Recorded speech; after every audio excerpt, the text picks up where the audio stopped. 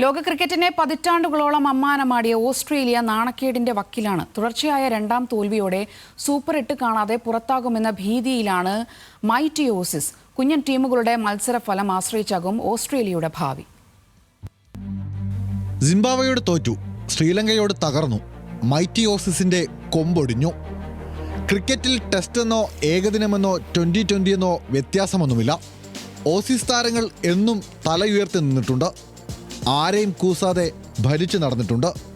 ആ അഹങ്കാരത്തിന് സ്വന്തം മണ്ണിൽ മറുപടി നൽകി ശ്രീലങ്ക. തുടർച്ചയായ രണ്ടാം തോൽവി ഓസ്ട്രേലിയ വഴങ്ങിയതോടെ ഗ്രൂപ്പിൽ നിന്ന് ശ്രീലങ്ക സൂപ്പർ 8 ഉറപ്പിച്ചു. ഓസ്ട്രേലിയ ഇനി ഗ്രൂപ്പ് കടക്കണമെങ്കിൽ സ്വയം ജയിച്ചാൽ മാത്രം പോരാ, സിംബാബ്വെ ജയിക്കാനും പാടില്ല. 2009 ഇതിനു മുൻപ് ഗ്രൂപ്പ് ഘട്ടം കാണാതെ ഓസ്ട്രേലിയ പുറത്തായത്. നിലവിൽ ഗ്രൂപ്പ് ബിയിൽ 3 മത്സരങ്ങളിൽ 2 പോയിന്റുമായി 3-ാം സ്ഥാനത്താണ് ഓസ്ട്രേലിയ. അവസാന മത്സരത്തിൽ ഒമാനെയാണ് ഓസീസ് നേരിടേണ്ടത്. സിംബാബ്വെക്കാകട്ടെ 2 മത്സരങ്ങൾ ബാക്കി.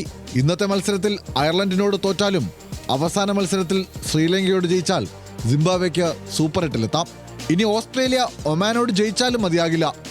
നല്ല റൺ റേറ്റിൽ ജയിച്ച് സിംബാബ്വെയുടെ റൺ റേറ്റിനെ മറികടക്കുകയും വേണം.